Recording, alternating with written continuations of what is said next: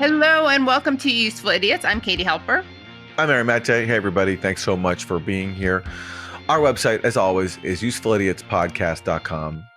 Go there to support the show and get bonus content, and do it now, and you'll be taking part in a celebration because we're now entering our 5th year on Substack. And thank you to everyone who supported us there. You're what keeps the show going. We really appreciate it. And I appreciate the fact that now being on Substack means you're no longer a grifter. I recall those old days when those of us who joined Substack early on were just called grifters because they're so lazy.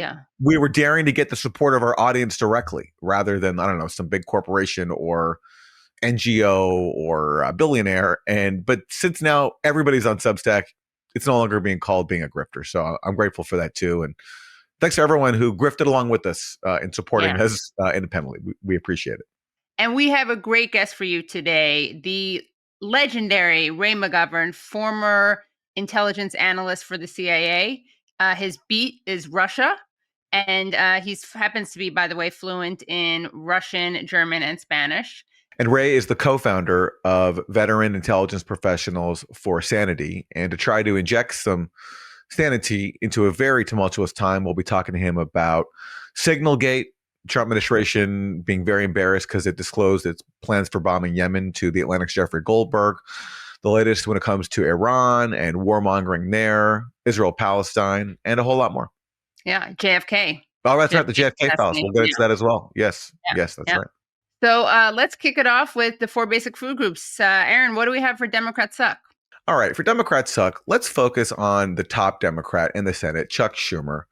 Now, he's already under a lot of heat because he caved the Trump administration recently and helped pass their budget resolution rather than have a government shutdown. And the critique of him was that he's not fighting hard enough for Democrats against Trump. Now, one area where I think this critique is particularly salient, which Democrats are not making against Schumer, is the issue of Israel and anti-Semitism. Because the whole point of being an opposition party, right, is that you're opposed to the ruling party's agenda. And what is the ruling Trump administration's agenda right now? Well, it includes, as we're going to talk a lot about today, literally kidnapping people and deporting them if they criticize Israel, if they oppose mass murder in Gaza. But yet Chuck Schumer is spending his time not denouncing this, but providing ideological cover for the Trump administration's censorship campaign by fear-mongering about so-called anti-Semitism in America. He just wrote a book about it, and he's constantly going around saying that anti-Semitism from people like the students who are being kidnapped by the Trump administration is a serious problem. So Chuck Schumer, rather than challenging the censorship regime, is effectively providing ideological cover for it. So let's look at some examples of what he's doing these days. Check out recently what he said about what he sees as his job in the opposition. My job, Chuck Schumer told Brett Stevens, is to keep the left pro-Israel. Okay? So this senator from Brooklyn sees it as his job not to represent his constituents and the best interests of the country, but to keep the left pro-Israel. And what does he mean by that? Police the left so that people don't oppose mass murder and smear them as being anti-Semites, as he does in his new book all about anti-Semitism. And Chuck Schumer discussed his new book and a whole lot more in a recent appearance on Meet the Press. So I want to get to your book. I want to play a moment of you, I'd a like protest from last month, other Democrats protesting Elon Musk's Doge cuts. Take a look. I am going to stand with you in this fight, and we will win. We will win. We will win. We will win. Leader Schumer, what do you say to members of your own party who feel like that type of resistance is not meeting the enormity of this moment, this political fight that's required? So what I love about that clip and that question is what she's basically saying to Chuck Schumer is, what do you make of the fact that people think you're really annoying and kind of a loser? And that you're embarrassing. That's basically what the question is, because that's an embarrassing clip. And there's not really much substance there beyond like, hey, look at you here, Chuck Schumer. You're annoying and no one likes you. What do you say in response to that? Well, I said, that was one day and one line. But we are fighting in every way, in the courts, in oversight, in legislation, in organizing. And we're united. Hakeem and I are united. Our caucuses are united in moving forward on that way. And I think if we fight, as I said, we can make Donald Trump the quickest lame duck in recent history. His Republican colleagues will want to abandon him and will do very, very well in the 2026 elections. Yeah, I mean, it's pretty embarrassing. He doesn't have a response for this. And as you pointed out, Aaron, it would probably be helpful if he was focused more on opposing Donald Trump than he was on fear-mongering about anti-Semitism. Maybe that's been distracting him. Maybe his looking for cases of anti-Semitism is making it harder for him to actually do his job. It's just so unbelievable. You have this unprecedented crackdown on free speech by the Trump administration. By the way, way worse than anything the Democrats did in cracking down on free speech, and they did a lot. This show, this show called called all that out. All the RussiaGate fear mongering, the censorship of Hunter Biden laptop, we called that out. But what Trump is doing now, deporting people literally just for opposing Israel's mass murder campaign, that's next level. And you have the head of the opposition effectively providing total ideological cover for what Trump is doing by fear-mongering about so-called anti-Semitism, by which he means exactly as the Trump administration does the same thing in conflating anti-Semitism with criticizing Israel. Chuck Schumer is doing the exact same thing as Trump, and that's our so-called opposition.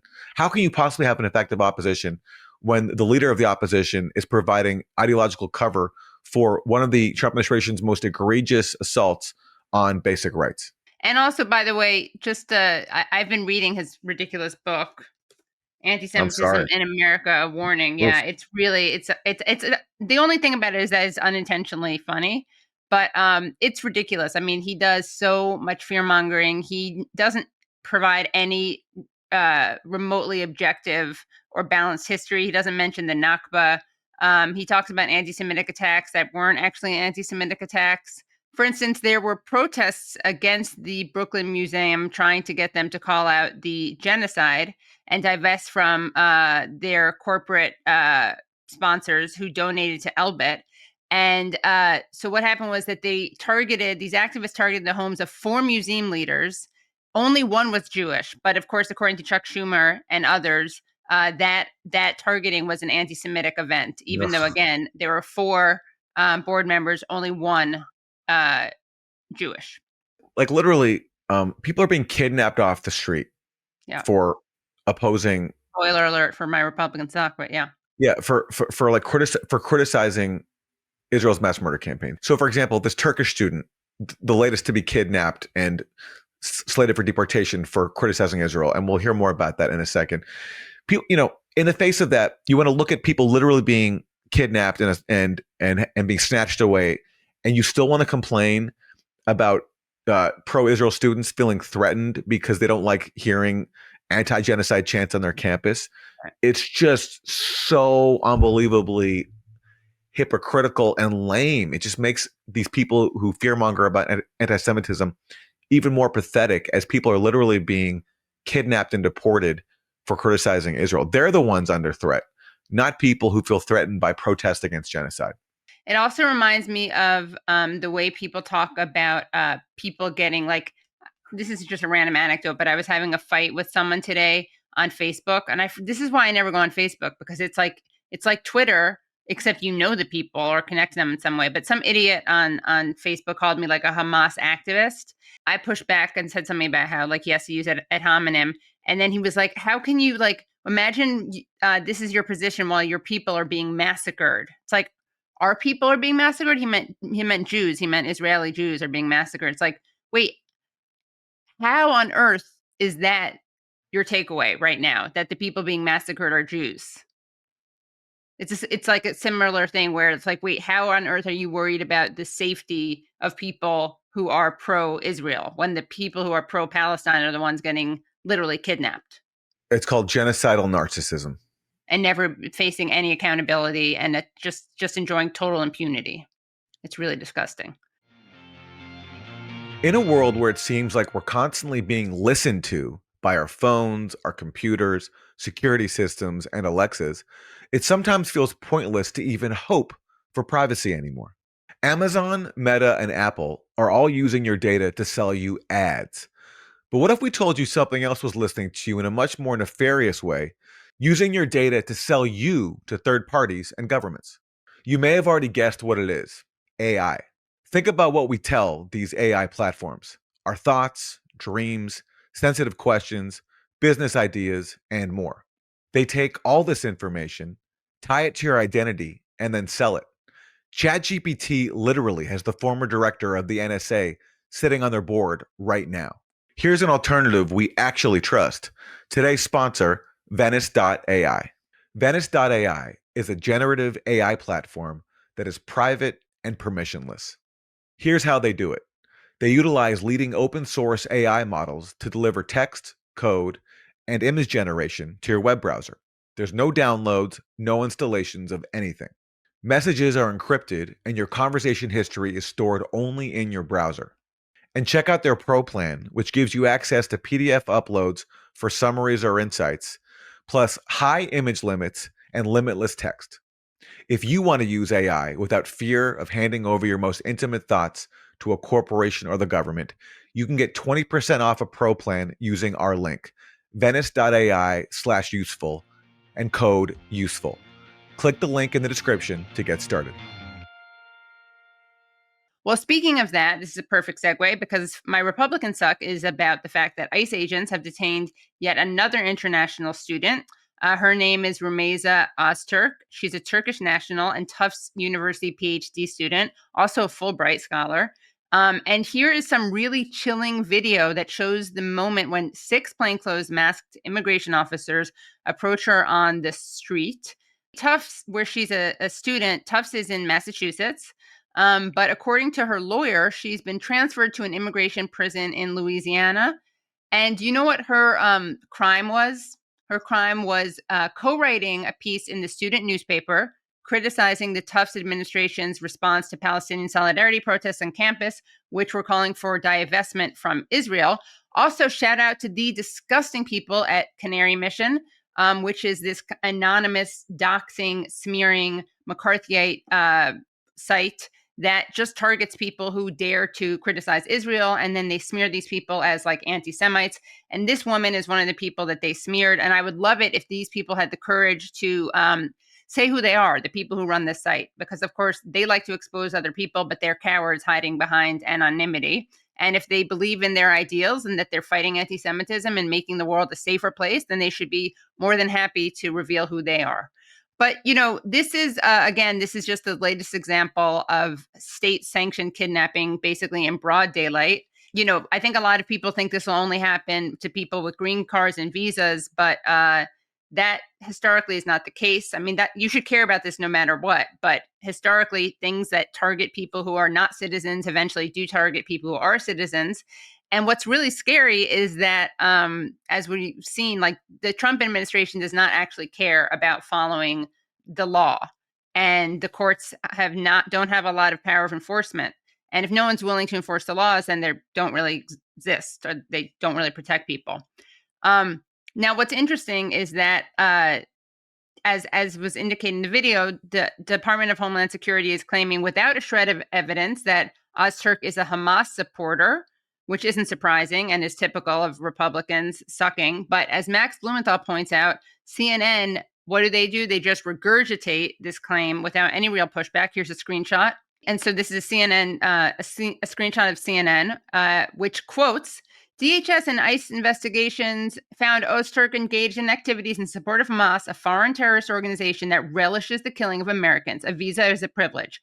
Now, it's interesting that, you know, CNN didn't push back on that at all because they're basically are in any substantive way, because they're basically stenographers for our government. Let's take a look at what Marco Rubio said about this. We revoked her visa. It's an F1 visa, I believe.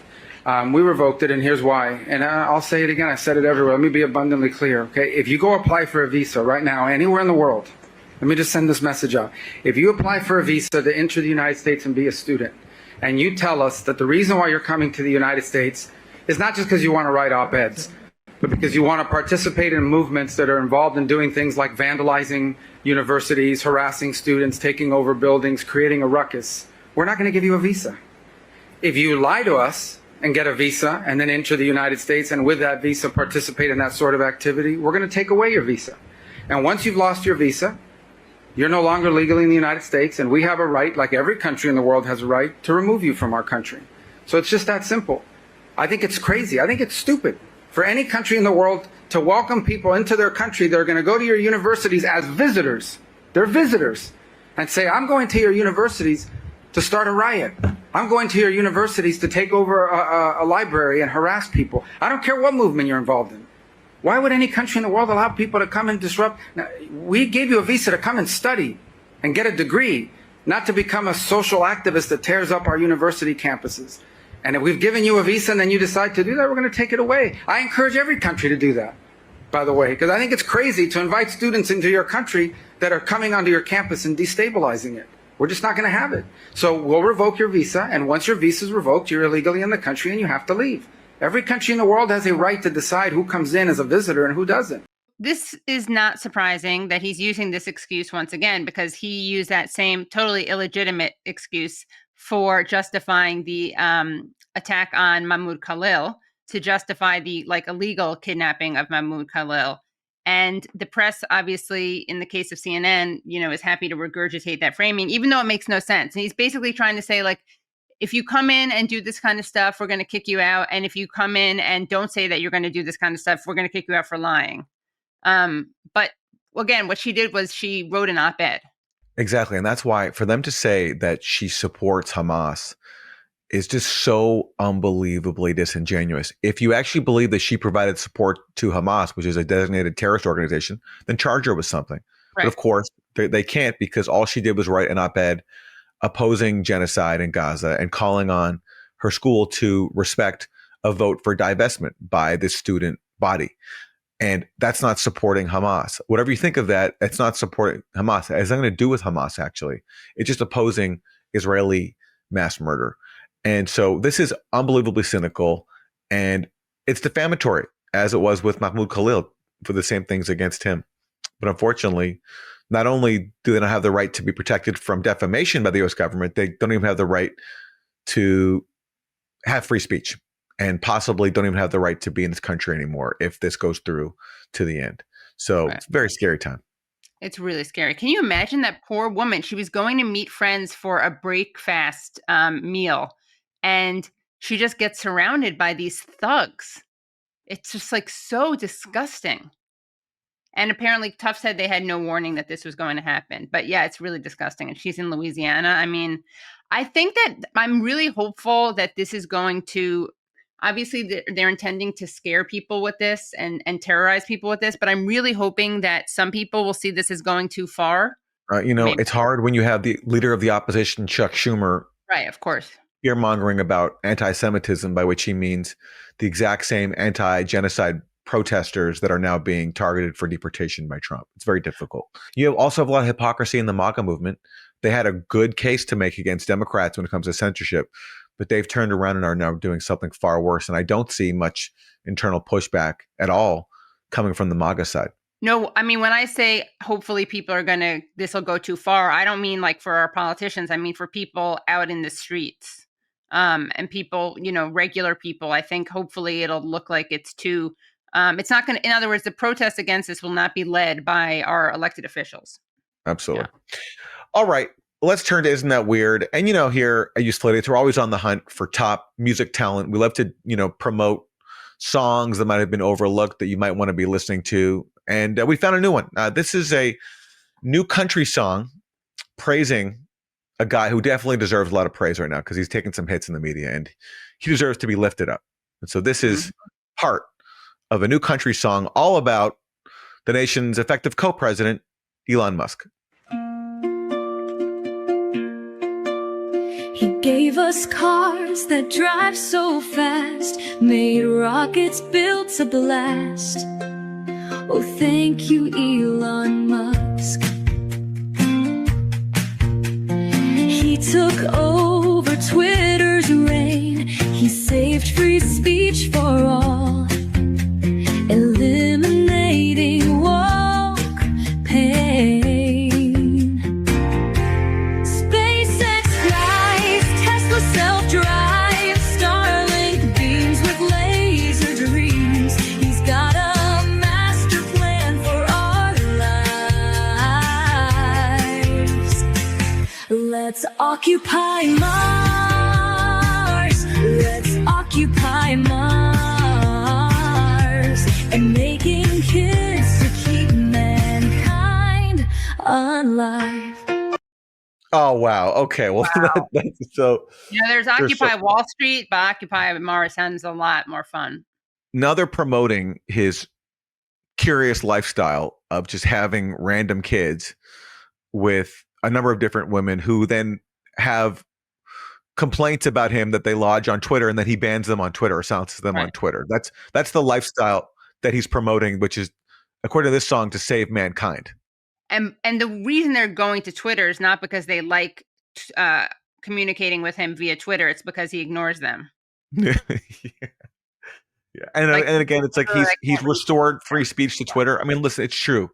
There was a harsh censorship regime before Elon Musk took over, but have pro-Palestine voices also been censored still under Elon Musk's Twitter? Absolutely they have. So we cannot claim that he's restored free speech. So there's a lot there to criticize. But hey, at the same time, we like to encourage people's musical endeavors. And if that's what you feel inspired to write a song about Elon Musk, then hey, all the power to you.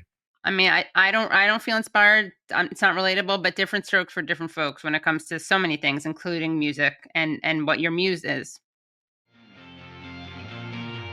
Health insurance is confusing, expensive, and frustrating, and claim denials are becoming more and more common. In fact, 1 in 5 Obamacare claims were denied last year. That is unacceptable.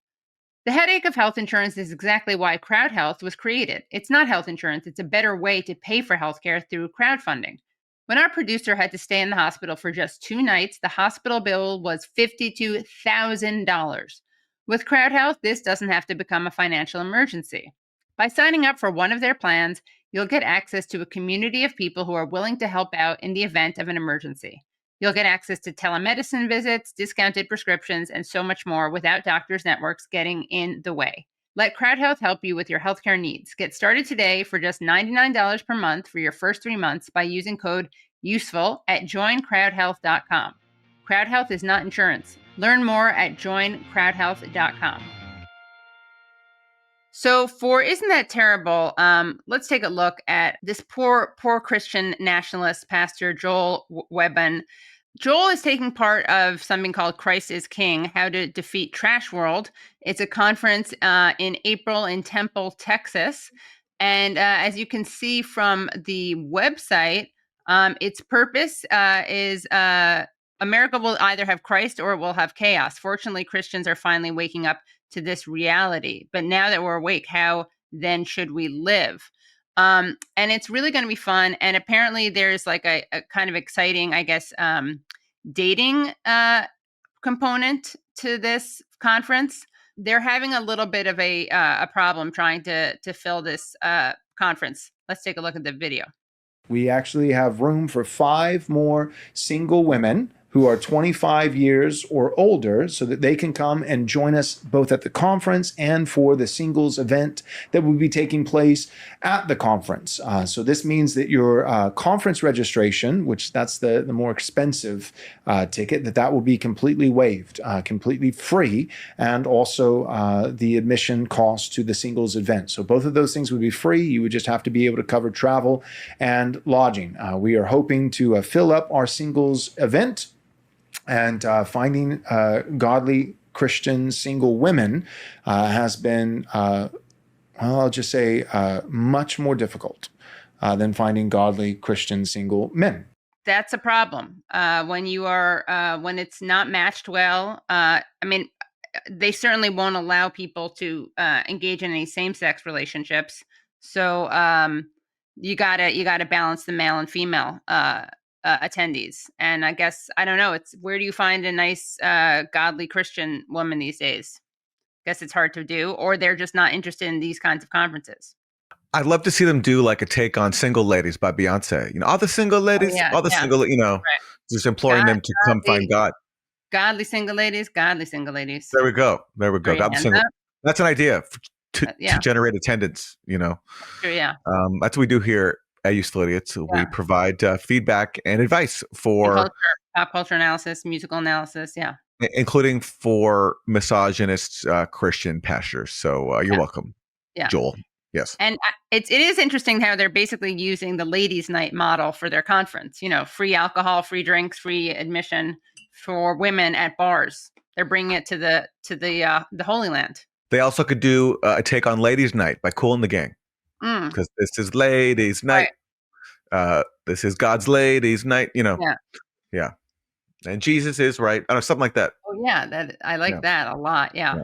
I mean, also you should know, if you're looking at the speakers, another thing that may make godly single women not as excited to attend, there are, let's see, 1, 2, 3, 4, 5, 6, 7, 8, 9, 10, 11, 12, 13, 14 speakers. Guess how many of those speakers are men, Aaron? I'm going to say 14. A whopping 14. Yep. Yeah. Come on, guys. Throw the ladies a bone. Just have one woman. Yeah. Alrighty. And that has been your 4 basic food groups. This is a bleak time in the world, and it seems like every day there's something new to worry about. But with so much out of our control, one thing you can regain control of is your family's financial future with life insurance through SelectQuote. SelectQuote is one of America's leading insurance brokers with nearly 40 years of experience, helping over 2 million customers find over $700 billion in coverage since 1985. Other life insurance brokers offer impersonal, one-size-fits-all policies that may cost you more and cover you less, while SelectQuote's licensed insurance agents work for you to tailor a life insurance policy for your individual needs in as little as 15 minutes. Head to SelectQuote.com and the licensed insurance agent will call you right away with the right policy for your life and your budget. Get the right life insurance for you for less at SelectQuote.com/useful. Go to SelectQuote.com/useful today to get started. That's SelectQuote.com/useful. For this week's guest, we are very happy to be joined once again by Ray McGovern. Ray is a veteran CIA analyst, served for many decades in very senior positions, including delivering the president's daily brief. Since leaving the CIA, he's become one of the most important peace activists in the country, co-founding a group called Veteran Intelligence Professionals for Sanity. We're always very fortunate to talk to Ray and hear his insights. And in this interview, we'll get into SignalGate, we'll get into the JFK files, Iran, Israel, and of course, the latest in the proxy war in Ukraine. So let's go to Ray McGovern.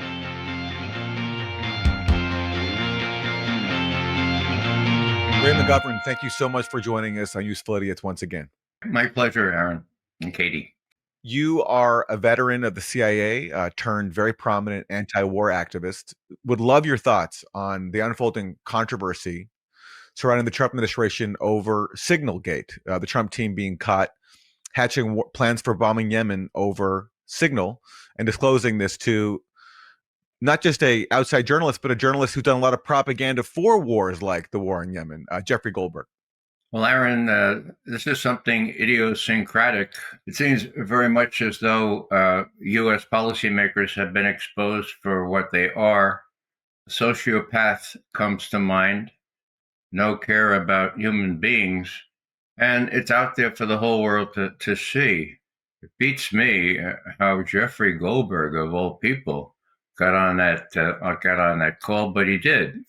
And the transcript is there. Now, if people believe the annual threat assessment briefing by the top intelligence leaders, you will know that there was nothing about war planning or anything like that. Nothing classified. My God. I mean, how stupid can they be? Didn't they know that the Atlantic had the transcript? I mean, didn't they know that the next day they would be proven liars? Well, there's a certain hubris.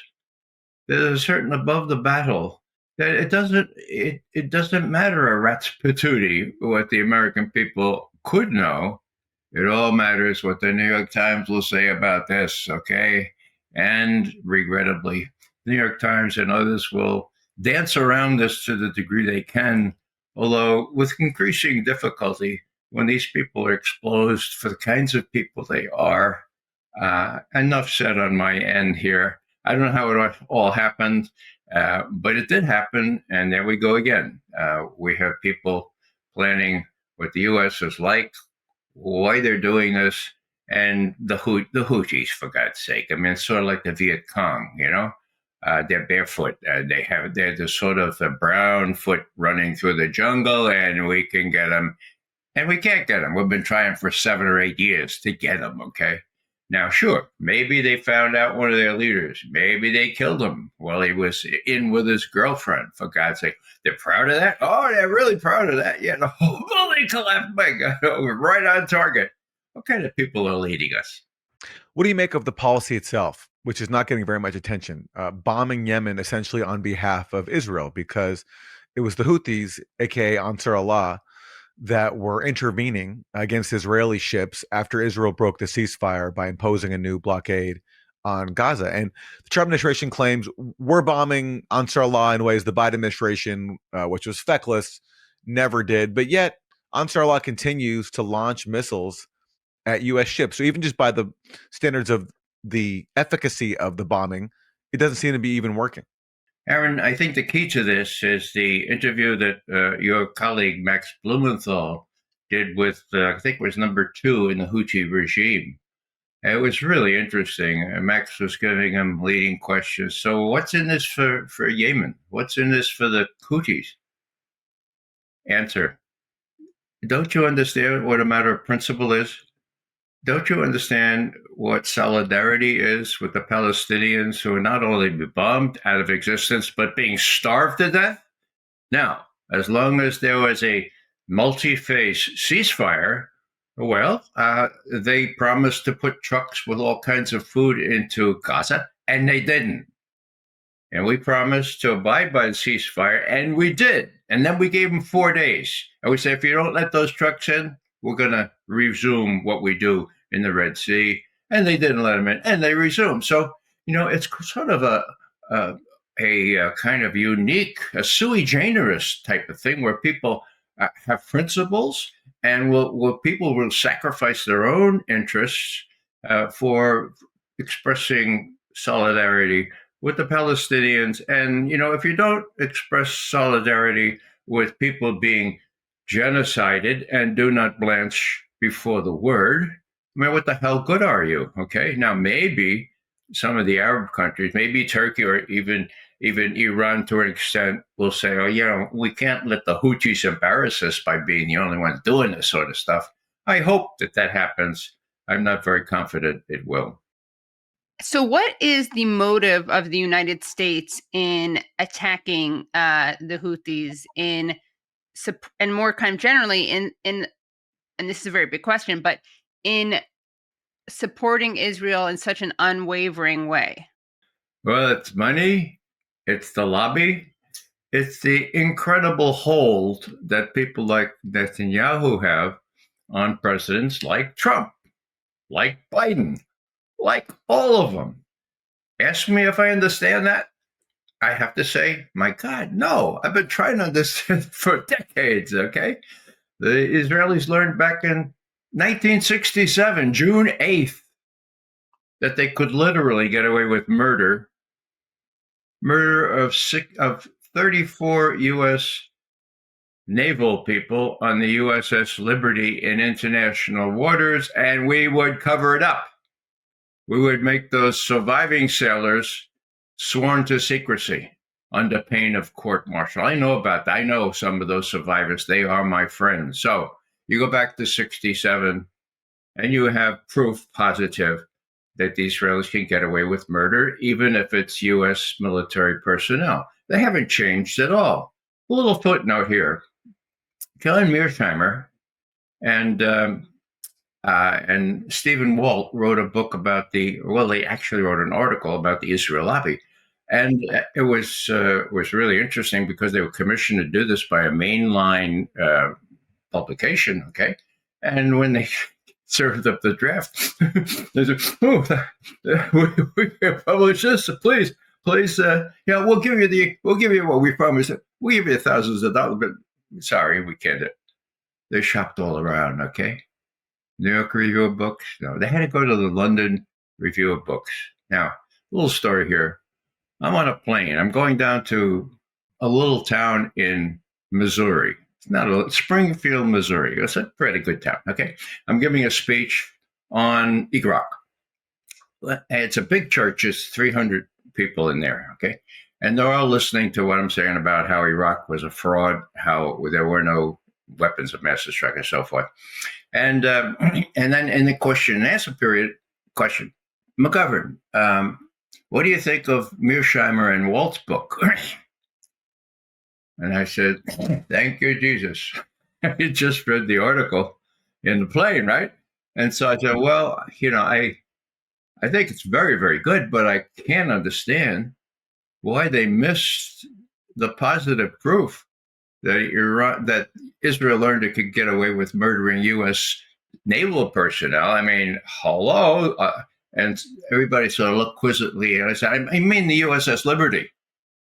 And looked at that audience. Everybody said, okay. I said, all right. Who knows what happened to the USS Liberty on the 8th of June, 1967? 3 hands go up. One in the back, one in the middle.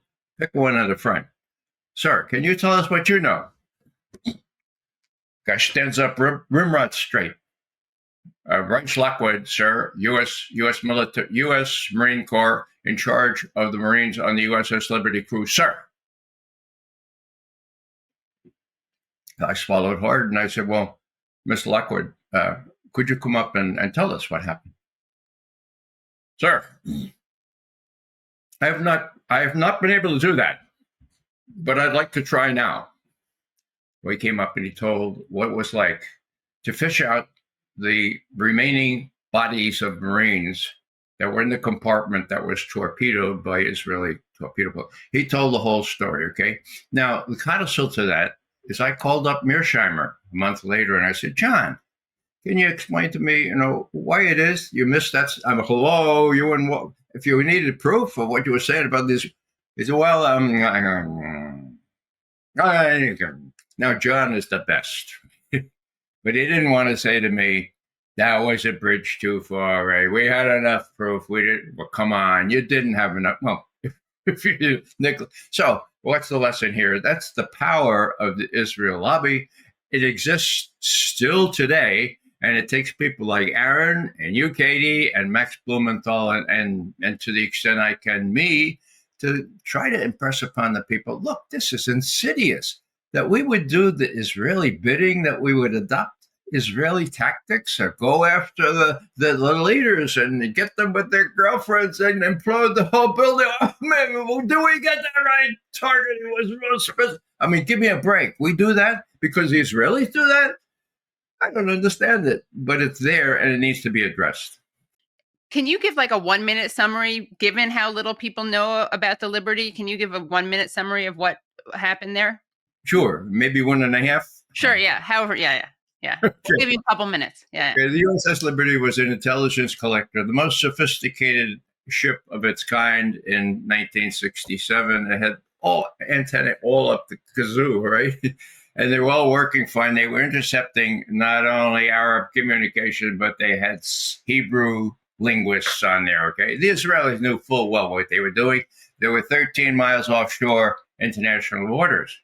What happened? Well, the Israelis reconnoitered them, Israeli planes. And some of them waved the pilots to the USS Liberty personnel in the morning, okay? In the evening, in the afternoon, they came back and they bombed the hell out of that ship, okay? Then the torpedo boats, 3 of them came. One of them blew a big hole in the hull, okay? What were they trying to do? Well, it's clear that it was intentional because we have the control tower to fighter-bomber communications. Sir, there's an American flag on that.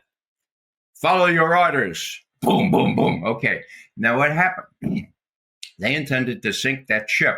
Why? Well, there are various reasons it's used. The 2 best that I know is that the Egyptians, by the thousands, were just offshore near Al-Arish in the Sinai. And it looked like the Israelis going to do them in, just shoot them up, because there's no food, no water, or anything, and they see that for themselves. The other reason is they were going up on the Golan Heights the next day, and they didn't want the U.S. to know about it. They'd rather ask for forgiveness rather than permission, okay? Anyhow, they shot the hell out of the USS Liberty, and guess what? There was a guy from Texas. His name was Terry Halberdier, okay? a regular sailor. He comes up to Captain McGonagall and he says, Captain McGonagall, I would like to go and try to get that radar that we couldn't get to work yesterday. Remember the one they shut up all the other ones, but I think I can get that to work with this bailing wire and stuff. And McGonagall says, well, yeah, right. What are you going to swim across that napalm on the deck there? Is that what you're going to do? Request permission, sir. Permission granted. He did it. Got it connected. They got an SOS out. Okay. The SOS, as soon as it was intercepted by the Israelis, poof, those patrol boats go back to Ashkod, okay, and the planes disappear. Meanwhile, the head of the Mediterranean Sixth Fleet, he got 2 carriers there, sends off those carriers to do battle with whoever's attacking his ship, okay, countermanded by McNamara, Secretary of Defense, and he says, admirals, call those planes back. And to their credit, this one Admiral Geis, I think was his name, he said, look, I would have to talk to your superior because one of my ships is being attacked. I have to talk to your superior. LBJ gets on the line. You call those planes back now. I don't want to embarrass our Israeli ally. Boom. Now, as I said, the sailors that survived were sworn to secrecy as to what happened. So that's a thumbnail sketch of what happened. Halbardier is a hero, and this is interesting, he was honored with the Silver Cross, second highest Navy honor, as I understand it. And when I heard about that, I flew out to Visalia, California, in the Central Valley, where Congressman Devin Nunes, the only U.S. official in Congress and the Navy and anywhere to acknowledge what happened to the Liberty, pins the Silver Star on Terry Halbardier. Now, if you want to know what PTSD looks like, you go have lunch with the survivors of the USS Liberty who were not allowed to even tell their wives until recently what happened. The American people, they're like that 297 people in that church hall, don't know diddly about what happened. They should, okay? Why? Because the Israelis know they can get away with murder, and they're going to continue to do that. And why we slavishly follow all that they do, I don't understand that. On that note, let's talk about what's happening now when it comes to warmongering with Iran. There just was, as you mentioned earlier, a U.S. intelligence threat assessment put out, this annual report. And what it said was that Iran is not building a nuclear weapon. And that flies in the face of Israeli officials who are constantly fear-mongering about this and encouraging the U.S. to bomb Iran accordingly. What did you make of that assessment from the Tulsi Gabbard-controlled Office of National Intelligence? And what do you think about the Trump administration and its approach to Iran so far? They're issuing threats, but also Trump has talked about engaging in diplomacy. This is the front burner question right now. It needs a little history because it happened before. When Bush and Cheney were going out into the western sunset, they wanted to, with Israel, attack Iran. Now, put yourself back in, 2003. The false estimate about weapons of mass destruction, part of it that Iran was working on Iraq was working on a nuclear weapon or had nuclear weapons, okay? So that was a lie, okay? So 2004, 2005, you have some people in Washington with their heads screwed on, right? They say, oh my God, they're going to do it again. This time, as the neocons say, real men go to Tehran, right? They're going to do Iran, okay? My God, what we need is a national intelligence estimate that says for sure what we know about the Iran nuclear weapons program. Congress commissions one. Congress does, okay? And they look around for an honest intelligence analysis manager, and they can't find one in the CIA. They look all over. All of them are involved in that estimate, which I call the Whore of Babylon, the one of October 1, 2002, which said they had all manner of weapons of mass destruction. And not only that, but they were involved in 9/11 by association with Al Qaeda and Saddam Hussein.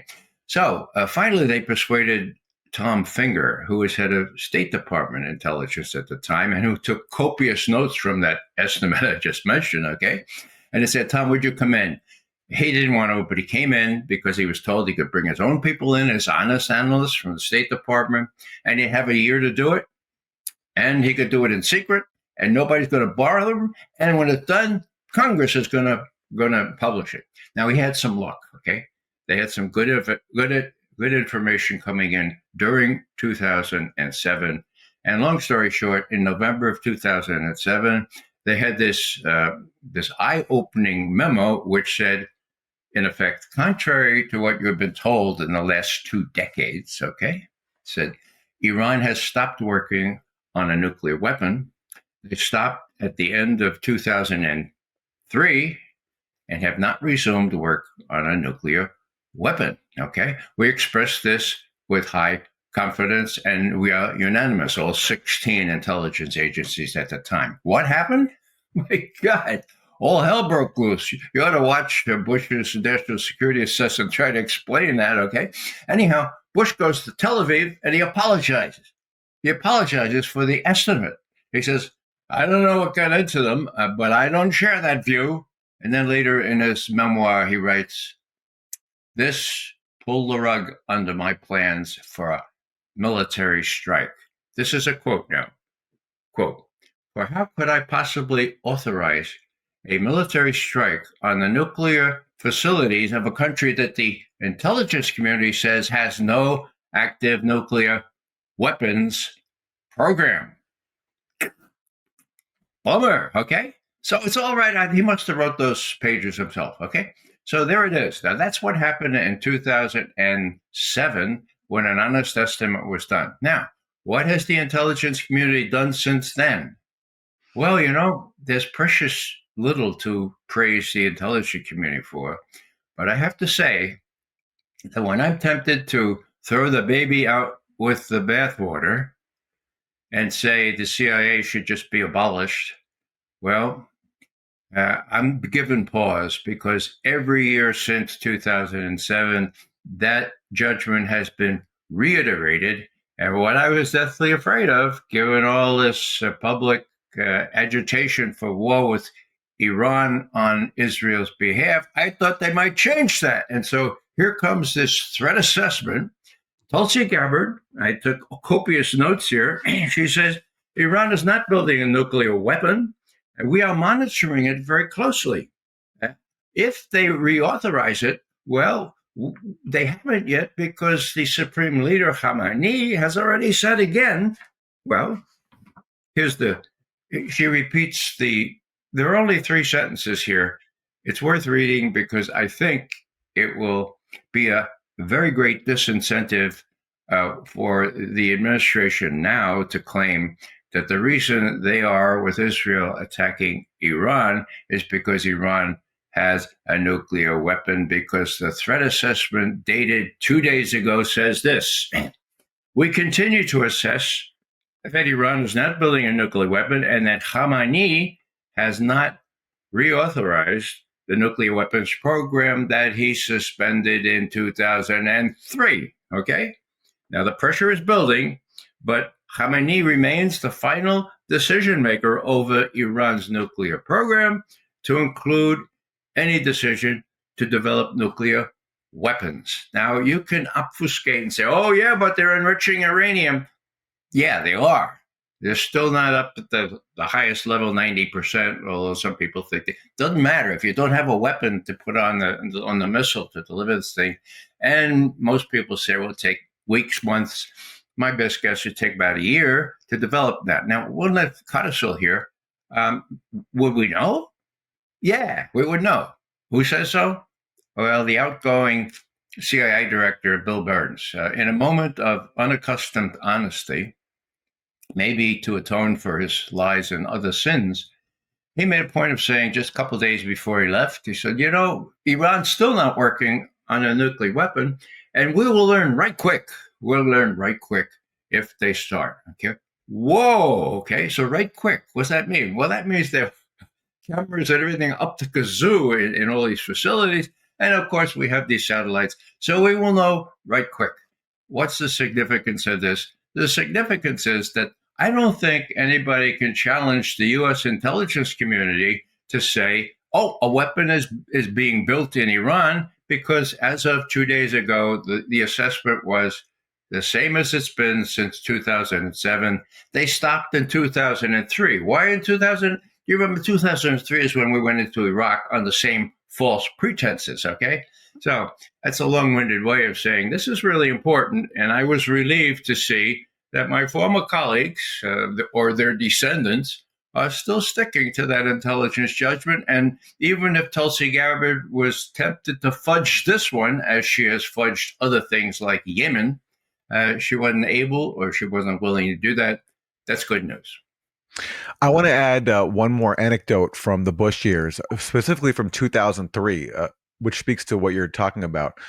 We know now that the Iranian president at the time, who was considered to be a moderate, Mohammad Khatami, he drafted a letter to George W. Bush offering to resolve all the outstanding issues left between Iran and the U.S. And reportedly, he showed a draft of the letter to the Ayatollah Khamenei, who told him, "Don't bother. The U.S. will see this as a sign of weakness if you send this." Now, Khatami sent it anyway, and Bush did not even respond. So George W. Bush didn't even respond to a letter from Iran's president, his counterpart, offering to resolve all the outstanding differences between Iran and the U.S. And, another case, of course, happens with the Iran deal, where Iran reaches that deal with the U.S. and then Trump tears it up. So my question is, given this history of the U.S. either ignoring diplomatic overtures from Iran or breaking them after even they're successful, as is the case with the Iran deal, I mean, would that then add extra incentive for Iran to now seek a nuclear weapon, despite this official edict from the Ayatollah? It would. But, the proof is in the pudding. Even the intelligence community acknowledges that Khamenei has to change his view. It happens to be something we don't understand very well, It's a matter of principle, a matter of faith, if you will. You don't develop it. Even during the Iraq-Iran war in the 80s, when we were aiding Iraq with all manner of intelligence support, and I know that to be the fact, okay? Even then, when the Iraqis were using chemical weapons, the Iranians did not rise to the bait and try to develop a nuclear weapon. So, it's hard for us to. I'm a Catholic, right? And the Pope says something, and everybody's, "Oh, isn't that nice?" But nobody takes. Very few do what he says, right?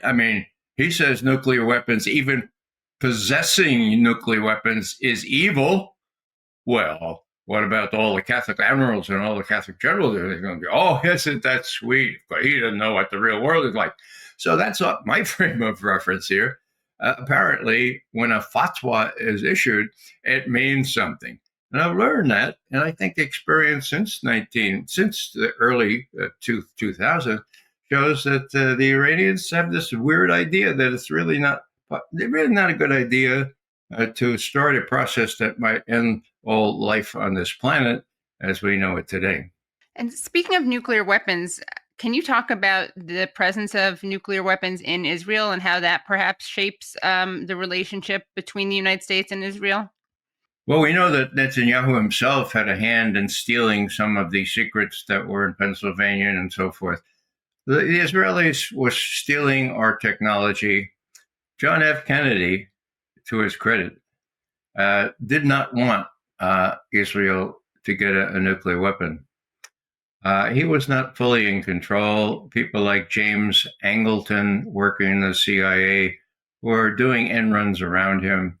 Suffice it to note that not only did the Israelis get nuclear technology, were able to build a nuclear weapon, but they have about 200 of them now, and they're bragging about it. There's a 3-part series on Israeli TV now that explicates chapter and verse how they went about getting this stuff, how clever they were, and all this stuff, And here's a little interesting footnote. The Bulletin of Atomic Scientists pretty straight arrow establishment.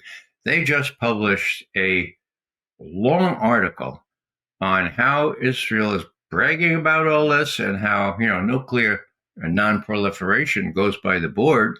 When you look at the fact that Israel has these weapons, they flaunt them. The Samson option is always up there.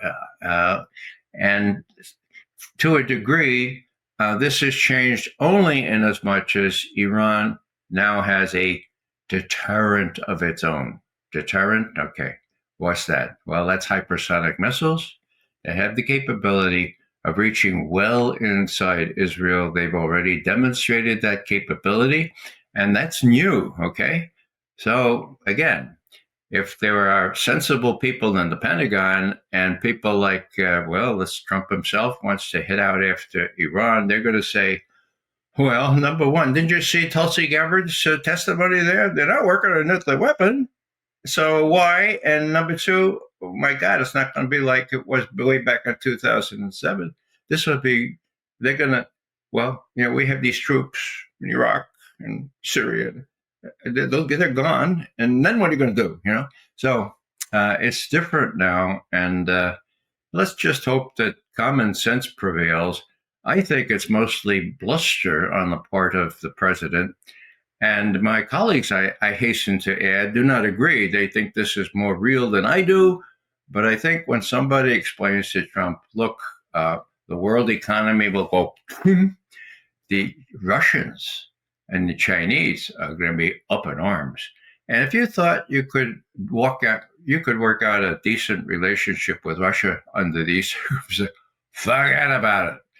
And I think that this is one of Trump's highest priorities, put the relationship between Russia and the United States back in good repair, and then go on to other things, whatever they are. The Russians will drive a hard bargain there because they have been winning and continue to win in Ukraine. But I think that both leaders really want a successful outcome to this. And, in my day, we used to have to really parse leadership statements and statements of the spokespeople. And I have something here, if I can find it. Dmitry Peskov, who is the presidential spokesperson for Putin, on the 19th of March, so the day after that long one-on-one between Putin and Trump, this is what he said. This is unusual. It's very brief, okay? Putin and Trump, quote, trust each other, end quote, and intend to put relations back on track.